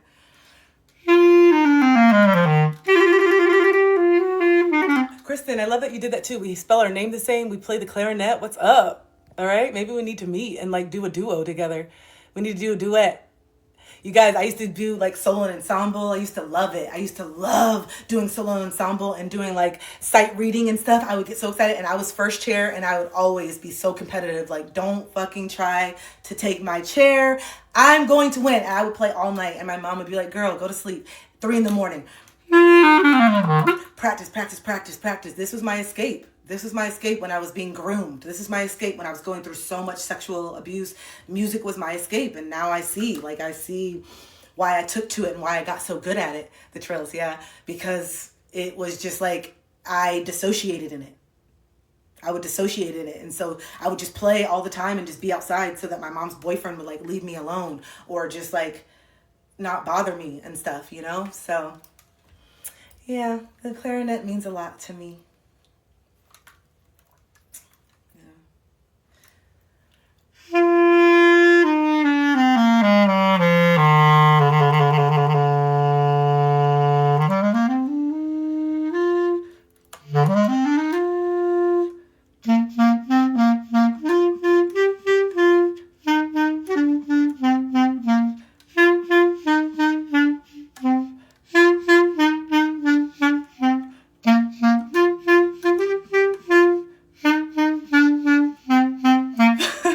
Some things you just never forget. All right. That was fun. Thank you for having that moment with me. Okay, let's see who's first. Okay, let us see who's first. I really want to just keep going collectively. I know that someone sent a payment already, and I'm like, you have to ask for a Sage. I may save you because I just feel like I just want to vibe with you guys. I just want to pull cards. I feel like I'm very, very tapped into today's collective. So let's just keep going with it. So shame. Shame is something that's coming up right now. You're sitting with a lot of shame. Shame around things that have happened to you. Shame that has been projected onto you. And some of you are feeling a lot of shame when you're coming to the awareness of how you've hurt others the way that you've been hurt. It's particularly in childhood. You're seeing and recognizing that you've picked up some of these narcissistic tendencies like gaslighting, invalidating, deflecting. And you used to do this. The defensiveness, it's a defense mechanism. And so now that you're healing and wanting to be the best version of you and having more grace and compassion, you're recognizing like, man, I've done some of these things to people and I'm not proud of it. You're starting to become really shameful of the ways that you've shown up in relationships. Even some of the relationships where you've been really hurt in the past, you're starting to become more and more aware of your role in it and how like, okay, I wasn't the easiest either, you know? I would like want them to read my mind. I would get super defensive. I would go 0 to 100 in some of these relationships. So yeah, it wasn't right, the cheating and the emotional cheating and all these things, but also it wasn't right for me to blow up and scream and cuss people out. Some people are very, very triggered by screaming and yelling based on their childhood. And I think some of our partners were avoidant and they didn't feel empowered enough to tell us how much of our screaming and our reaction was really, really scary for them. It is. And especially because most men are avoidant. And so they don't want to admit like, yo, you're making me feel really uncomfortable and really anxious right now because men are supposed to be this. And so this is why if you are an anxious woman and you're paired with an avoidant man, when you're having these big blow-ups, they may just slowly go into the room or they may just be on your phone, which ironically triggers you even more because what you're doing is you're wanting a response from them. So when they don't give you a response, you feel even more unseen by the avoidant partner. And so that's where they can control you because the more that they ignore you, the more that you try to pull them in. And then even though they're not telling you, the fact that you're chasing them is feeding their ego because at least you're still making them feel wanted. Even though this shit is toxic, you're still after them. So they know they still got you.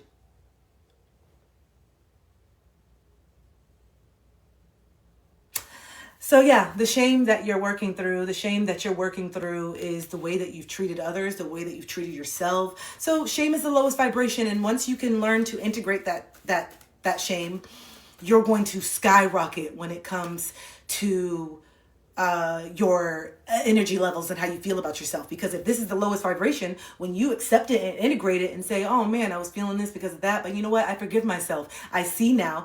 How you integrate it? Well, I have an Emerge container that starts on Saturday that's all about integrating. But what you can do is start to look at the shame.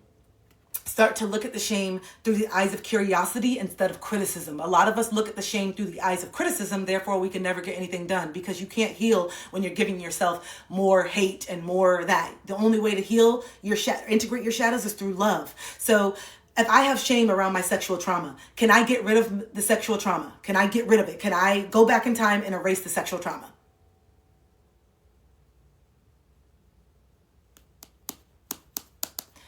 No, right? No, I can't go back in time and erase the sexual trauma. So it's always going to be a part of me, right? It's always going to be a part of me. So Do I have to see it through the lens of being disempowered part of me? Or can I integrate it and now see it as an empowered part of me? Can I allow my inner child to cry and scream and yell and do all the things that she didn't feel allowed to do because she was dissociating from it? So now that she's aware that this really happened, can I allow my inner child to have the appropriate emotions that go with being sexually abused? Because me not doing anything and pretending that it didn't happen, that's not the appropriate response for someone abusing you, right? That was a very traumatic thing. And just because I didn't have any response and I just did this the next morning doesn't mean that it didn't impact my psyche. It really, really, really, really, really, really, really impacted my mental health, losing my virginity to a 50-year-old man. Definitely. It definitely, and especially that man being my mom's boyfriend. Shame. There's my shame. There's my shame. That was the shame that I had to release last year. And I sat in a depression for like months and months when I finally acknowledged everything that happened. But then I said, is this shame fair? I was 12. That's not fair for me to carry this. I'm 12 years old. And then once I said that, then my inner child said, thank you. God, this is just what I just been needing to hear just from you. My inner child was like, thank you for saying that. I just needed to hear that. Because aren't I just a child? My inner child said to me, you're so emotional over other people's children. You get so emotional and you advocate for other people's children, but why don't you ever advocate for me in the same way that you advocate for them? And then I said, ooh. Why don't you have the same empathy for my experience as you do for strangers on the street? Why don't you have the same empathy for the abuse that I went through as you do for that child on the news? Because you went through this shit too. This is why you're crying so much for someone else. It's because you relate to it because you are that child. You just don't want to acknowledge it.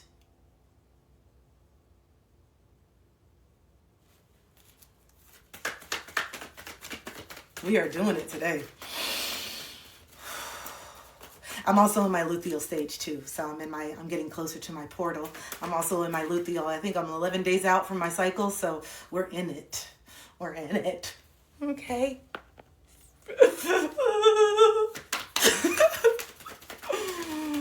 This is when I feel the most powerful though, when I'm getting closer to my period. I feel the most powerful because my emotions and allowing my emotions to flow is so powerful. It's not anything that makes me weak. It actually makes me so powerful to allow my emotions to flow like this. So then when I'm actually flowing, I feel like I'm releasing so much. I'm just like, let it all out. Whatever you don't need to be in here, let it all out. Let the tears out, let the emotions out. I don't run from it. I love it that I created a job where I can honor my period and I can just lay on the couch and let it bleed and just let it out and not feel like I have to push through and work through it and do all this stuff because I need to let it out. My body is releasing physical shit that I have worked through throughout the month. So all the stuff that I am contemplating and working on, it leads up to this moment when I get my period. And then finally, once I start bleeding, it's just like, oh, okay, let's go. And then we just let it go. And then here we go. It's a cycle. I look forward to it. And we should start looking at it that way instead of an inconvenience because we've been conditioned to look at our cycles as an inconvenience when it's fucking life. What do you mean? It's an inconvenience, bitch. It's what got you here. Honor it. Put some respect on it, bitch. Put some respect on the present. Respect it. It's a portal. Remember I was talking to y'all on Wednesday? It's just crazy. You just sitting next to your mama eating chips being like, sometimes I'll just sit next to my mom and we'll just be eating chips on the couch and I'll just look at her. And she's like, girl, what? I'm like, nothing. And I'll just look at her again. I'm like, and she's like, girl, what? I'm like, literally introducing myself to men as broken and saying, hey, when it comes to getting physical, there's only a few ways that I can really enjoy the whole experience. But other than that, just worry about yourself. I'm broken. I'm verbatim. I'm dead ass. Verbatim. I used to introduce myself to men because of the dissociation that happened after the rape. That is what did it. Like that actual act just shut off everything. So I could still have stimulation from other stuff, but when it came to no, nothing, like nothing. I could be like literally in a different planet No, I don't feel anything because I'm so like shut off, and I'm just playing a role. I'm not really connected to the person. I'm just playing a role of what I want, what they want, and like in my mind, they are superior. They're in charge. The misogyny. Men are in charge. Men run it. What men want, they get. I can't say no. If I do, they're not going to respect my boundaries. So I might as well just pretend like I really am in control, because if I don't, they're going to be persistent and end up getting their way anyway. So let me just pretend that I actually want it, even though I don't. Or I really, really, really am attracted, or I want this guy to choose me, and I'm scared that they won't choose me unless I abandon my boundaries right now and have sex. That's been the basis of a lot of my experiences. I really want to feel love and connection, and maybe I'll feel it in this experience, only to feel more empty afterwards. I want to feel loved. Maybe this exchange will make me feel that, but actually it makes me feel further from that, because I'm not really allowing the person to get to know me and my heart. I'm not really being honest with what I need. I'm not being vocal about how scared I am, actually. I'm not being vocal with how anxious I get after first dates when I feel like someone's going to kiss me, because the old me didn't know that I had a choice to say no. Literally would have full-blown anxiety at the end of dates when the guy would start walking me back to my car, because I'm like, oh my God, here we go. If he tries to kiss me, I know right now I don't want to kiss him. I know right now, even though we had a great time, I don't want to kiss him. And if he tries to kiss me, I can't say no. And so I would have riddling anxiety when it was time to the end. Isn't that wild? Because I didn't think that I was allowed to say, hey, I don't want to kiss you. I'm not ready for that. I just met you. Because I was like, I have to play this role. I got to be cool. This is not cool. This is not cool if I don't kiss him. This is not a movie moment. This is not the movie moment if I don't kiss him after the first date. It's not the movie moment that I see on TV that I'm eating up every single day when I'm watching Sex and the City and all the Notebook shit. Because there's all these other experiences. You know what I'm saying? There's all these other experiences that allow people to be fluid with their sexuality. But a lot of people are fluid for the wrong reasons. A lot of people are fluid when they don't really want to be. A lot of people are fluid way too soon, and then they end up getting hurt because they're trying to play a character. And they're doing things that they're not really ready to do, hoping that it will get a result that they're not even speaking about that they want. So many people going with the flow and having sex way too soon with the mindset of wanting something serious, but pretending that they're okay with nothing happening. But let me give you all of me. Let me play house. Let me cook dinner. Let me let you shack up. Let me let you leave your clothes here. Let me give you my body. Let me do all this shit on the contingency that maybe you'll choose me. And then I have the audacity to get upset when you don't. When I never laid the foundation or the expectations or what I was looking for in the first place, because I was too scared of the person not being able to meet them or not wanting it anyway. Which is why you didn't say it, because you knew it was going to end this way, because you're a self-fulfilling prophecy. You continue to attract people that you know cannot meet your needs.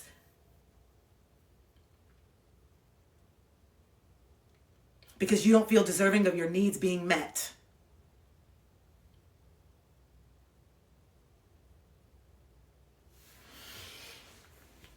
And that comes from your family. That comes from your family dynamic. That comes from your family systems. And this is why a lot of us are going through some reviews, and we're thinking about things, and we're looking at our childhood through different perspectives. We're looking at our childhood through different lenses. I just got to download. Some of you need to go back to your hometown, home country, wherever it is. Some of you need to go back to why you left. I'm seeing Caribbean a lot too. I was talking to my friend about this yesterday. You need to go back to why you left. There's a lot of trauma that you need to see through the lens of your healed self now. You need to go back and face some things. You need to go back to your hometown, to your home city where you were born. Those of you that left because you were running from something, because you were running from this toxic family dynamic, you got to go back and you got to step in, and you got to let go of the mask and show that you are the light. You're no longer scared of the shadows. You're no longer scared of it. You got to go back and look at it through a new enlightened eyes.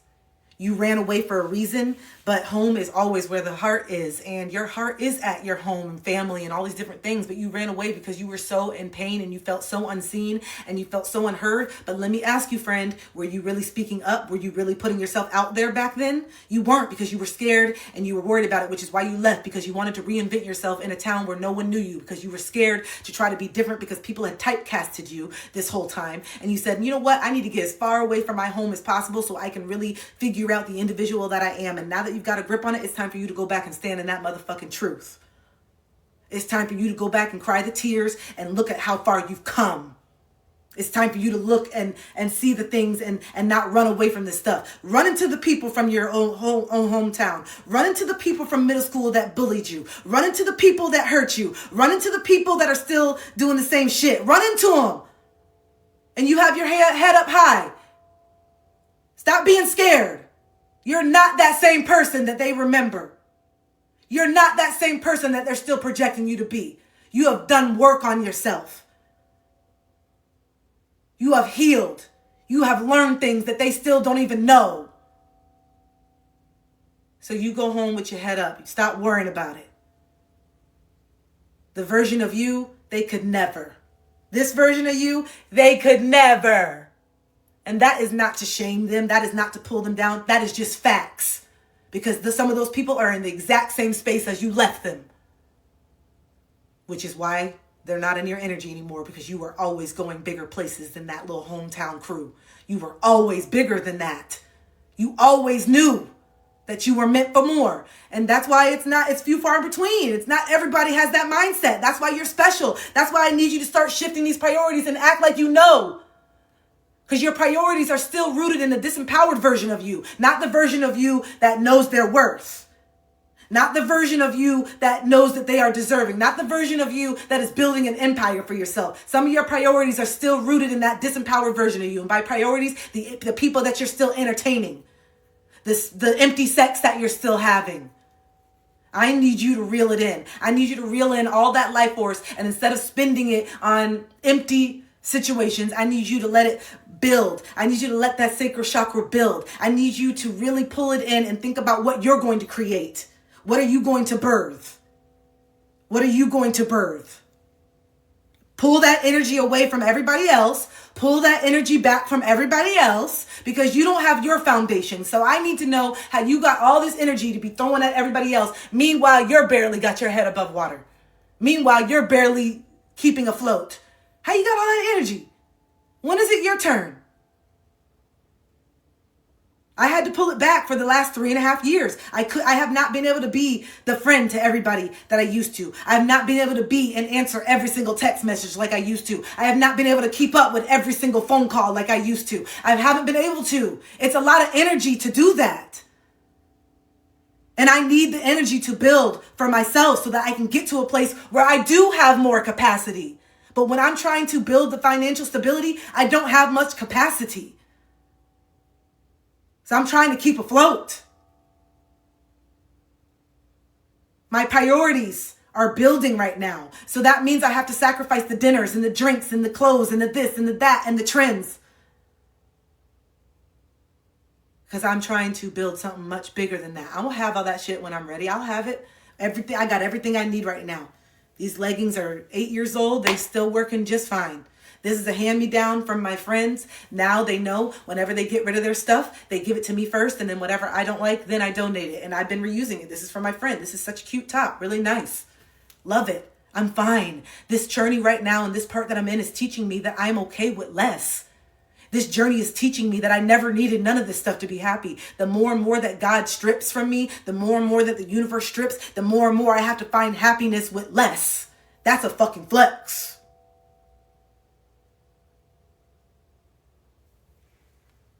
Change your priorities. Partnership in love. Partnership in love. Hey, partnership in love. All right, hold on.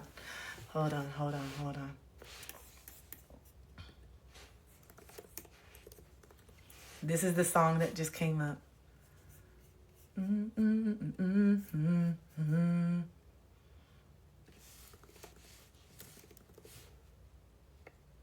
Oh, I think the internet is still kind of crazy. What's going on?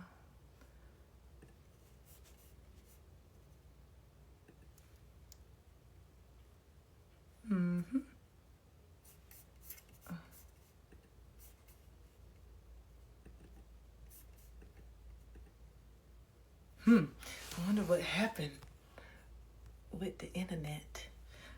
Okay, hold on. I'm like, did I pay my bill? And now every time something go out at the house, I'm like, did I pay the bill? Did the check clear? Did the check clear? Where the internet at?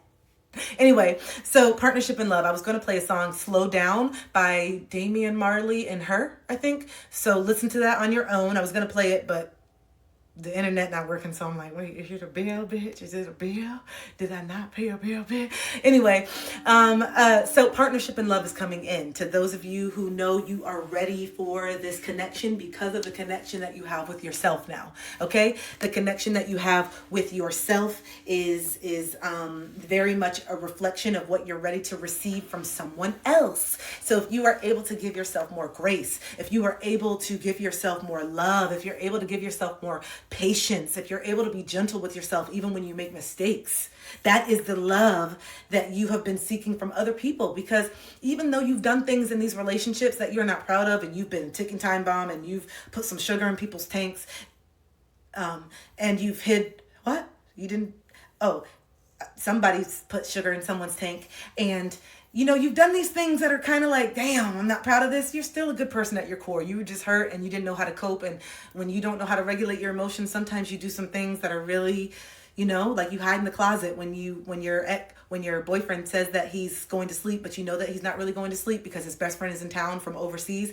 and you don't know why he can't just tell you that he wants to go out. And so you go to his house when he said that he's asleep, only to find that he's not asleep. And then you climb in through his window because he always has the window unlocked because you spend the night and you're not supposed to spend the night. But because the window's open, you just climb out before his mom wakes up. So you know that the window's open. So you climb in and then you go and hide in his closet when you hear him finally come home and he's drunk, and you can tell that he's, you know, had a really, I really want my mom to experience true love. Okay, open your heart. Not just a little, but she is with me. She is with me and my sister, but I really want my mom, I really want to see my mom being loved fiercely. I really, really do. It's one of my biggest like wishes, is that like, just I want to see my mom just being truly just loved the way that she deserves. Okay, so open your heart, not just a little, all the way, and let the love flow in. Oh, isn't that what I'm doing right now? All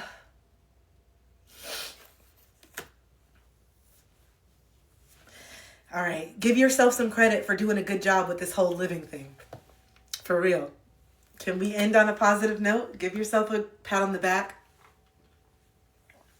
You may not be exactly where you want to be, but you have come really far. And your younger self would be so proud of who you are right now and the way that you're even seeking this. You may not even be at the point where you're speaking your truth yet. You may not be at the point where you're even taking action yet. But the fact that you're thinking about it gives us hope. It gives your inner child hope that you're finally going to remember how fucking dope they are. It gives your inner child hope that you're finally going to remember how cool and quirky they were. It gives your inner child hope that you're finally going to remember how talented and smart and gifted they were. It gives your inner child hope that you're finally going to see your neurodivergent as a blessing and as a superpower than something that makes you weird and different. And that actually being weird and different is your superpower. So go ahead and continue rooting in that, but own it. See it from an empowered state and not a disempowered state that you're different. I see it as an empowerment that I'm weird. I like that I'm goofy and weird and do all this crazy ass shit. I like it. I don't want to be like everybody else. I'm Kristen. I've always been Kristen. But now I'm just confident. So, woo! It's a wrap for you. It's over for you, bitch. It's over because now I know how fucking smart I am. Now I know how intelligent I am. Now I know how capable I am. Now I know how talented and creative I am. And now I know that I can do anything because I've already proven it to myself. So now I'm just having fun. What do I want to create next? What do I want to do next? What do I want to create next? What do I want to do next? What do I want to create next? What do I want to do next? It's fun. What do I want to do? Because I don't have these blocks no more. I don't live. That's not my reality. I can't. That's not my reality. Yeah, the fuck I can. It's not my reality anymore. So, that being said, Emerge starts on Saturday. You guys have a few more days to enroll. I only have, I think, like 4 more spots open. So if you are ready to step in and you want some coaching, I have a 3-month container. We meet 2 Saturdays a month for 2 hours, and it's about getting real. We start right on session 1. We don't waste no time. This is for people who have already sat with it and are ready to emerge, but want a safe container and like-minded individuals that will give them the support that they need to really step into the light. This program is about people who are done playing small, people who are done hiding, and people who are done not speaking up for what they want and what they believe in. So if that is you, go ahead and book a free discovery call. If that is not something that you're ready for, I also have a 5-week one-on-one inner child program for those of you that are not quite ready to emerge, but first ready to self-validate and heal within. It's steps. Your inner child has to first feel safe with you, and you have to validate them. Then you have to turn around and hold yourself accountable for the ways that the experiences have led you to show up in ways that you're not proud of. So that's what we work on. So we have an inner child one-on-one if you're not ready for group. Then we also have a 3-month container that I do every January and October. So after this next 3 months, it won't be available again until October. I do it twice a year. Okay? It's called Emerge, and it's for people who are ready to do some deep shadow work and to step in and to have purpose and to find their calling and career, because the purpose is in the pain. The purpose is in the pain, because now you went through that pain for what? For nothing? No, to teach other people, to show other people, to help other people liberate from their own. That's why you went through it. So I need you to get to the point where you feel brave enough to start using your voice, because that's exactly what you came here to do. That's why you won't shut up, and why you always in school got in trouble for talking. They'd be great talking, always talking, because it's your tool. You're meant to be talking. That's why you always got in trouble for it. So this is why you're so suppressed, because you've always been told you talk too much, you're too much, shh, shh, shh, be quiet, be quiet, be quiet. And now you know, no, I'm supposed to speak up. You guys have been fucking suppressing me this whole time. So speak up and be loud and be passionate. Okay? So the Emerge call is free. The Emerge 15-minute discovery call is free. The program is $717. You can pay over the course of the time. You can make payments, but you do need to make an initial deposit this week in order to reserve your spot. So I'm really flexible. This is my business. I want to work with you, and I'll feel it out. And so let me know. Don't let money be the reason why you don't invest in your health. You're going to make so much more money after you get rid of these fucking blocks. You're going to make so much more money after you let go of this money wound mindset. You're going to make so much more money once you stop being scared to let go and invest, because holding on to it and having it is stagnant. Money needs to flow. Okay? All right, y'all. So Emerge starts on Saturday. I have a in-person healing circle on February 1st in the Tampa Bay area. I will be doing a virtual version of that as well. What else? You can still book a one-on-one call or a one-on-one reading with me. And I think that's it for now. Listen to my music. Make sure you're following me on Instagram as we get closer and closer to the 20th. Please make sure that you are following me on Instagram and YouTube. I already post every day, pretty much on Instagram, but I am going to start doing more. And I have a lot of podcasts and long form content on YouTube and on Spotify and Apple that you can dive into on how I got to this point, how I monetized my content, how I took the leap of faith and quit corporate America 6-7 years ago, how I've been making it on my own so far, narcissistic abuse, going no contact with my father, and how that really changed the course of my life. Forgiving my father and how that changed the course of my life. And then now we'll be starting season 3 coming up in a few. So catch up on it. There's a lot of information there. There's a lot of coaching there. For those of you that are not in a position to be able to afford coaching and you resonate with my story, my podcast is going to help you a lot. My YouTube is going to help you a lot. I have 5 A's on how to integrate your shadow work that we go over in my course. So if you want to look at those, I have some videos on shadow work for those of you that are not ready to do my course. Check out my videos, see what shadow resonates with you.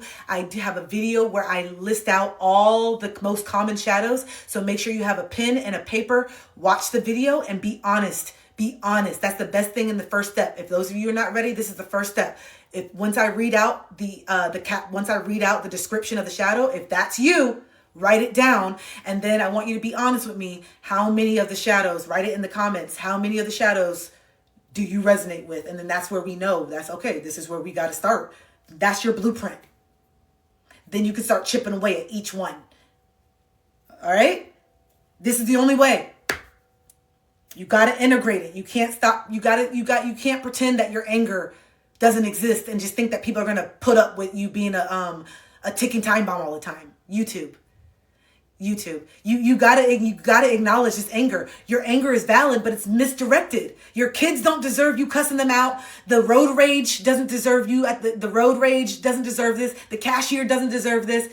You have to allow yourself to release this anger in a healthy way. You're projecting it all over the place. People don't have to put up with this. It's not okay for you to do that. And I know that you don't like being a ticking time bomb, because that's not who you are at your core, but your anger is very much real, but it's misdirected because you refuse to look at it at a deeper level. You keep looking at these surface level things that trigger the anger instead of saying, damn, is this reaction really proportional to the way that to what happened? I'm literally blowing the fuck up because someone didn't drive fast enough. I'm literally blowing the fuck up because someone didn't turn left fast enough. Does this really make sense? No one stops to ask themselves this because we normalize this behavior. No one says anything like, yo, chill out. Like, why are you so angry? Like, that's too much. Like, why are you so angry? It's just a left-hand turn. What's on edge? Why are you on edge? It has to be something deeper than this. That person not turning left could not make you get this pissed where you're saying every fucking curse word because they didn't turn left. Nah, it's so much deeper, but we're not brave enough to say, yo, chill out. Why are you acting like this? We just look the other way as friends, or we chime in. Yeah, I know. Fucking go. People are so fucking stupid. It just rolls off the tongue so easily, even if you don't even mean that. And I notice that when people do that now. I notice how easily people just say, oh, fucking idiot. And I'm just like, they're not a fuck. You have not turned left before too. So you're a fucking idiot? What are you talking about? You're talking about yourself. Everything that you bitch about with someone doing, especially when it comes to traffic, you've done yourself. Every single thing that you bitch about with someone that has done something that's annoyed you on the road, you've done it. So shut up. Get some damn patience. Shut up. It's okay for you to not pay attention at the red light. It's okay for you to not slam on the gas. But then when you're in a hurry, someone needs to do that. You know what I'm saying? The double standards in our society is crazy. You've never had a day where you were just on autopilot and you weren't like a speed racer at every single light, and you appreciate when someone doesn't just slam on the horn just because you don't hit on the gas the millisecond the shit turns green. I appreciate that. I do. I notice that when sometimes I'm not paying attention, and then I like notice it myself. And I'm like, oh, damn, they didn't even like beep. They just let me be normal. Sometimes you know.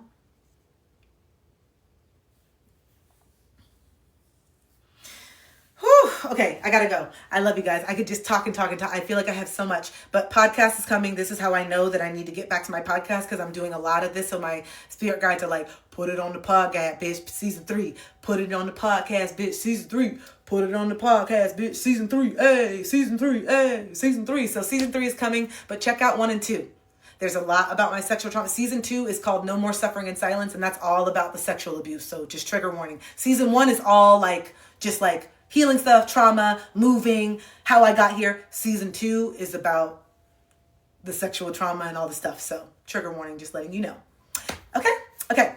All right, y'all. I will see you later. Thank you. Thank you for all the gifts. Thank you for all the likes. It's so good to see you guys. Sage, if you're still here, I will promise you will be the first one on the list Friday. I just needed to do this collective. It was very, very important today. This was a very important live today. I know y'all felt some shit. I know you guys really, really, yeah. All right. Bye.